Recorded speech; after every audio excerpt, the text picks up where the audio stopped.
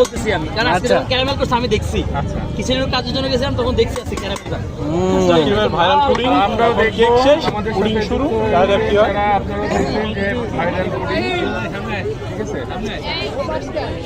Pudding আছে, pudding বেরোবে।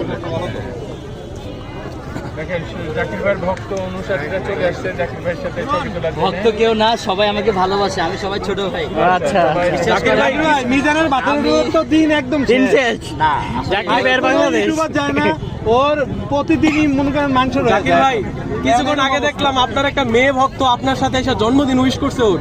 So কালকে বা পরশু যেসব মেয়েদের জন্মদিন ওরাও কি আপনার কাছে আইসা উইশ করছে? ভক্ত না, সবাই আমার বোন।